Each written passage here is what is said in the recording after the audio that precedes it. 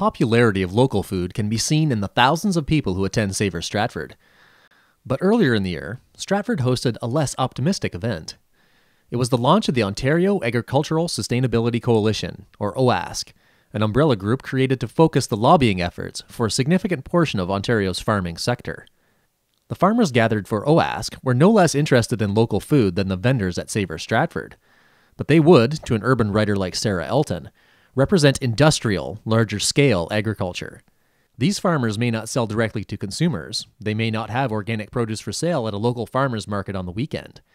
What they do is mainly lose money in an uneven marketplace where mass quantities of cheap imported food undercut the domestic producers, to the point where growing apples in Ontario, for Ontario consumption, is no longer economically possible. There are similarities between the vision of local food as presented by Sarah Elton and OASC, but the scale is quite different. Where Elton does a fine job of presenting the environmental case for small-scale agriculture, we really need to figure out how to feed all of us humans, because there are a lot of us, but we have to do it without destroying the planet. OASC pushes for economic fairness and government action for domestic business. Our farm businesses can no longer withstand another hit and struggle with high costs and low prices. The resilience of the farm sector is in doubt. Our very sustainability is in question. It's that serious. At the University of Western Ontario, a visiting professor is giving a presentation about California, water, and agriculture. California, Northern California, and the Colorado River Basin. Why should somebody in Southern Ontario care anything about southwestern water resource issues in places like California and Nevada?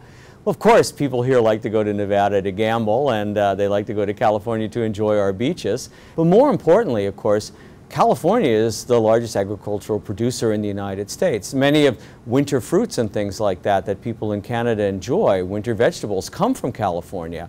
And water for agriculture is the biggest use of water in the state and in the Southwest.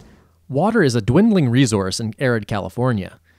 Irrigation is necessary to grow produce, which is then shipped to Ontario and sold cheaply year-round.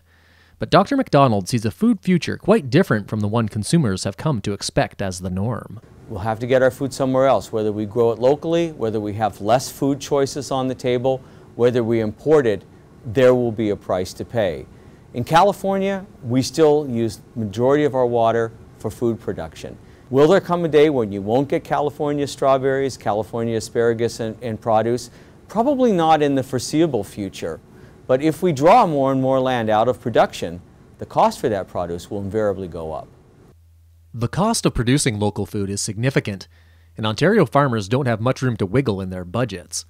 Most, like these Savour Stratford vendors, struggle with their bank accounts more than with pests or unpredictable weather. Well, up until April, he worked full-time off the farm and got laid off, so we're just kind of winging it for the summer, but he's planning on going back to work, because yeah, you have to, because you have payments to make, and the season might be good for the summer, but then the winter it drops off.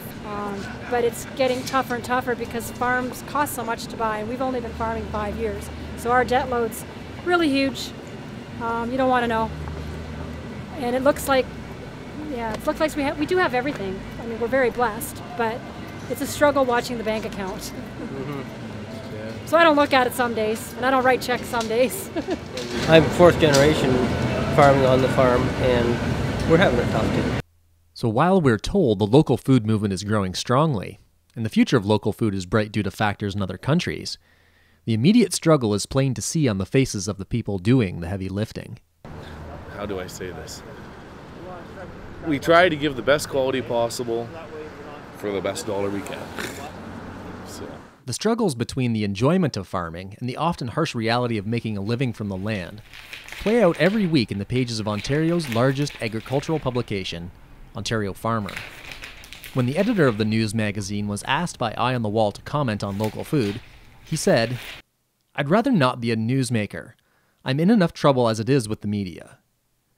Mahan went on to say that he didn't believe that local food and farmers markets were heading in the right direction, and he pointed out that the trend in retail food was towards super huge chains and grocery stores. Mahan speaks from experience. And his views may be shared to some degree by Ann Slater and the rest of the farmers who arrive at the St. Mary's Farmers Market every Saturday morning from spring until late fall.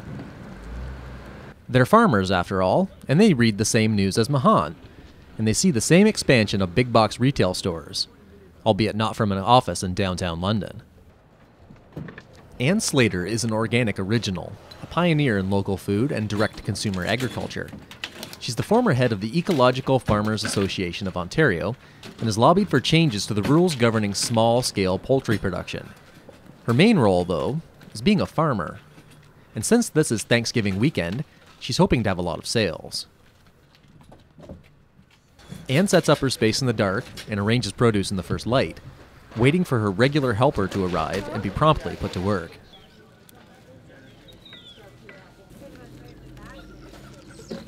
The other farmers work steadily, setting up their stalls and prepping for the busy morning ahead.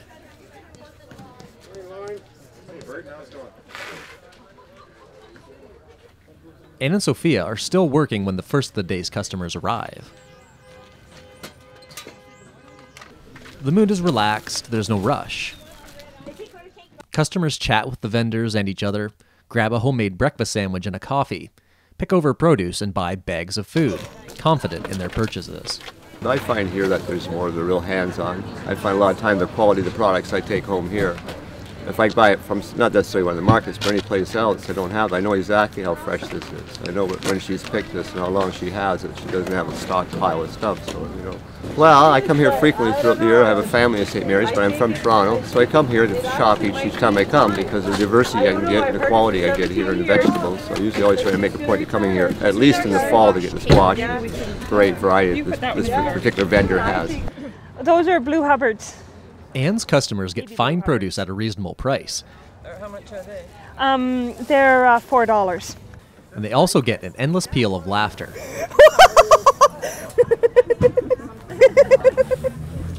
But don't let Ann's distinctive giggle distract from her very serious message. There's lots of talk about local food and people are talking about it all the time, but the talk doesn't always totally translate into action, sort of on individual levels or even on broader levels. I mean, you know, you get individuals buying local food, but you know, the market here has been working with home support services in St. Mary's on trying to get them to use more local food, and you find when you're doing, you know, so that's part of the town. You find when you get into institutions, it's so much easier for them to not buy local food because it's extra work for them to use local food. You actually have to get the squash and cut it up and all of that, as opposed to buying it ready to cook. And so, you know, I think that you know, so that's back to, you know, lots of talk and not as much action as there could be. Non-stop action defines Joan Brady's relationship with food. She and her daughter sell breakfast sandwiches, their family farms for the small market, and she's involved with a variety of local and national groups, all focused on sustainable agriculture. She wonders if the people at the ground level of local food are being adequately compensated for supplying the public appetite. So Agriculture Agri-Food Canada has some predictions for this year's farm income, and it is below zero. And that is from the folks in our ag ministry, federal ag ministry. So that's what it's like out there, and we're not complaining. We're just stating what reality is. In Huron County, farmland is going at $10,000 an acre, and farms are anywhere from 50 to 100 acres. So you can imagine that it's a huge investment just in the land. And it's land which is at the heart of agriculture and local food. When Eye on the Wall returns, you'll get a taste of the cost to do a healthy business. No, this is a hobby farm now.